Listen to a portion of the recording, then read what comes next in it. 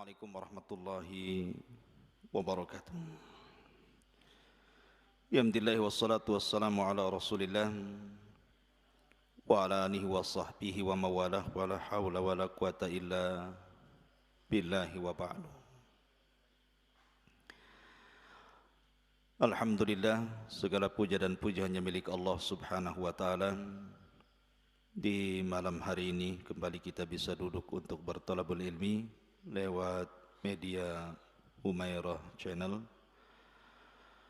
Salawat dan salam tentunya kita haturkan kepada Rasul kita yang mulia, Nabi besar Muhammad sallallahu alaihi wasallam. Dan pembahasan di malam hari ini kita akan membahas tentang malaikat yang tidak pernah turun ke bumi kecuali satu kali. Siapakah malaikat ini? Bagaimana kisahnya? Inilah yang kita akan bahas di malam hari ini. Ma'asyiral muslimin, para pemirsa dimanapun Anda berada, kita tahu bahwa malaikat diciptakan oleh Allah Subhanahu wa taala dari cahaya. Dan seluruh malaikat diberikan tugas masing-masing. Ada malaikat yang sejak diciptakan sujud sampai kiamat. Ada yang hanya ruku sampai kiamat.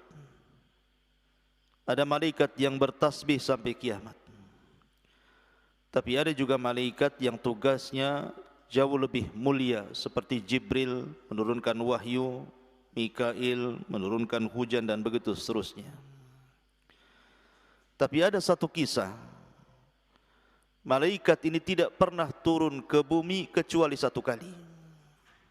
Bagaimana kisah malaikat ini? Ada 3 hadis yang ingin saya sampaikan. Pertama, hadis yang dikeluarkan Imam Muslim dari sahabat Abdullah ibnu Abbas radhiyallahu anhuma. Jadi suatu ketika Jibril alaihi salam sedang duduk-duduk bersama Nabi sallallahu alaihi wasallam. Tiba-tiba Nabi sallallahu alaihi wasallam dikejutkan dengan suara yang sangat keras yang disebutkan di dalam hadis sami'a naqidan. Naqid itu artinya suara pintu yang dibuka. Kemudian Jibril menjelaskan bahwa suara pintu itu adalah pintu langit yang terbuka, yang sebelumnya belum pernah terbuka. Karena langit itu punya pintu, wa futihatis sama fakanat abwaba.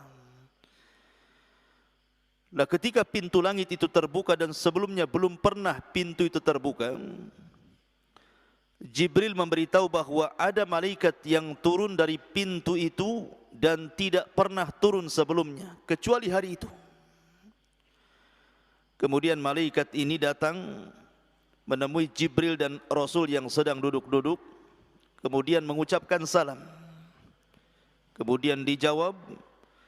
Kemudian malaikat ini mengatakan kepada Rasul, "Abshir binuraini utitahuma." Berbahagialah wahai Muhammad, Allah sudah memberikan kepadamu 2 cahaya, di mana Allah tidak pernah memberikan 2 cahaya ini kepada siapapun nabi sebelummu. Kemudian malaikat ini mengatakan, yang pertama Fatihatul Kitabi, dan yang kedua Khawatimu Suratil Baqarati. Yang dimaksud 2 cahaya itu artinya adalah pertama Fatihatul Kitab surah Al-Fatihah, dan yang kedua penutup daripada surah Al-Baqarah.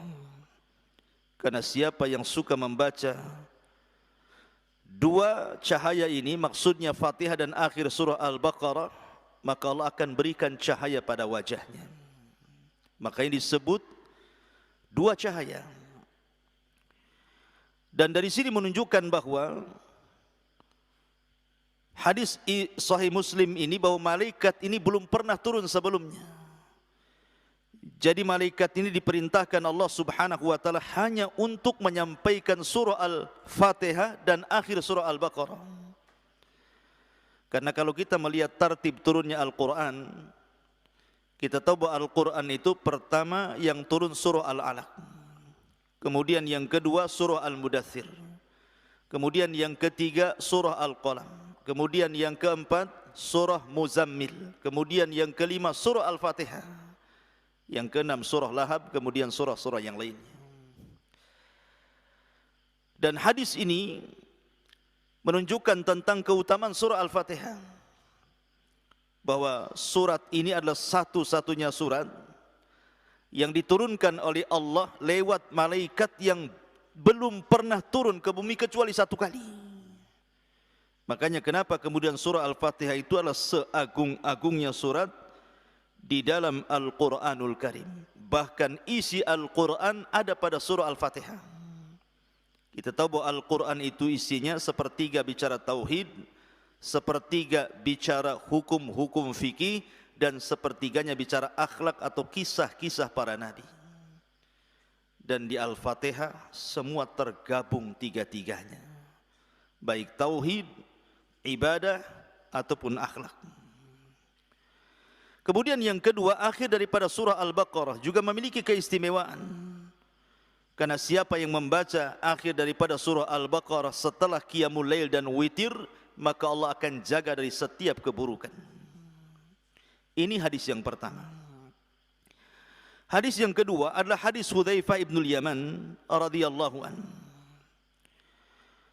yang diriwayatkan oleh Imam Tirmidzi, Ibnu Hibban, Ahmad dan juga At-Tabrani, menceritakan tentang kisah Hudzaifah ibn Yaman yang ikut salat maghrib bersama Nabi. Jadi suatu ketika Hudzaifah ini datang menemui Rasul, kemudian salat maghrib bersama Rasul, disusul dengan isya bersama Rasul, kemudian Rasul pergi.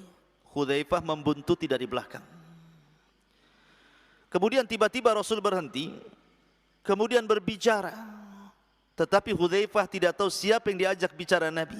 Apakah dia sedang berdakwah kepada kalangan jin atau sedang bicara dengan siapa? Tiba-tiba Hudzaifah terlihat oleh Nabi SAW, kemudian Rasul menghampiri Hudzaifah, kemudian mendoakan Hudzaifah dan mengatakan, semoga Allah ampuni dosa orang tua kamu, wahai Hudzaifah. Kemudian Nabi SAW menceritakan kenapa dia terhenti, kemudian seolah-olah sedang berbicara. Rupanya ketika berhenti itu ada malaikat, inna malakan minas samai lam yakun zarani fasta'dzana Allahu fi ziyarati fabasyarani annal Hasan wal Husaina sayyida syababi ahlil jannah. Kata Nabi SAW, sesungguhnya ada malaikat yang turun dari langit. Malaikat ini tidak pernah berziarah kepadaku, artinya tidak pernah turun ke bumi. Dan dia minta izin kepada Allah untuk menziarahiku dan menghabarkan gembira kepadaku bahwa dua cucuku Hasan dan Husain akan menjadi pemimpin para pemuda di sorga. Menunjukkan bahwa di sini malaikat ini tidak pernah turun ke bumi kecuali satu kali, dan menghabarkan kepada Nabi SAW, annal Hasan wal Husaina sayyida sababi ahlil jannah, sayyida syababi ahlil jannah, bahwa Hasan dan Husain itu pemimpinnya para pemuda di sorga. Makanya saya nasihatkan lewat media ini, jadilah para pemimpin dalam setiap kebaikan. Jadilah anda pemimpin pada setiap kebaikan. Karena Nabi SAW mengisyaratkan kepada dua cucunya akan menjadi pemimpin para pemuda di sorga. Dan ini, hadis ini menunjukkan fadlul Hasani wal Husain, ada isyarat tentang keistimewaan Hasan dan juga Husain. Ini hadis yang kedua. Hadis yang ketiga, hadis dari Abu Hurairah radhiyallahu an yang dikeluarkan Imam Ahmad dan juga At-Tabrani dan juga Baihaqi dalam Syu'abil Iman dengan sanad yang hasan. Jadi suatu ketika Nabi SAW sedang duduk bersama Jibril, tiba-tiba kemudian insyaqqa ufuqas sama. Tiba-tiba terbelah ufuk langit. Kemudian tiba-tiba Jibril memberitahu Nabi SAW bahwa turun malaikat yang belum pernah turun sebelumnya dan menghampiri keduanya. Kemudian malaikat ini tiba-tiba mengatakan, ya Muhammad, inna rabbaka yuqri'ukas salam wa yukhayyaruka baina an takuna nabiyyan malikan wa baina an takuna nabiyyan abdan. Tiba-tiba malaikat yang tidak pernah turun ini kecuali satu kali itu memberitahu kepada Rasul, wahai Muhammad, sesungguhnya Rabbmu menitipkan salam kepadamu dan Rabbmu memberikan pilihan kepadamu. Apakah engkau ingin menjadi seorang nabi plus raja, ataukah menjadi seorang nabi dan menjadi hamba biasa? Kemudian Jibril mengisyaratkan kepada Rasul untuk merendahkan diri di hadapan Allah. Maka Nabi SAW pun mengatakan kepada malaikat itu, saya memilih an akuna nabiyyan abda. Aku lebih baik menjadi seorang nabi plus juga hamba biasa, bukan seorang raja. Kemudian malaikat ini pergi dan naik lagi ke langit. Kemudian Nabi SAW bertanya kepada Jibril, wahai Jibril, itu tadi malaikat itu siapa? Maka Jibril alaihi salatu wassalam mengatakan, itulah Israfil. Khalaqahullah, Allah telah menciptakannya. Yauma khalaqahu baina yadayin safan qadamaihi la yarfa'u tarafuhu atau tarfahu bainahu wa baina rabbi sab'una nura. Ini malaikat Israfil ini diciptakan oleh Allah Subhanahu wa taala. Kita tahu tugasnya apa? Israfil ini meniup sangkakala.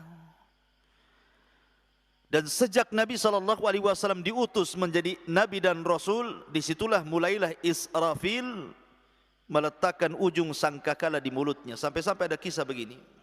Suatu ketika Nabi SAW tidak enak makan, tidur, minum, tidak enak. Tiba-tiba kemudian sahabat bertanya kepada Nabi SAW tentang kemurungan Nabi ini.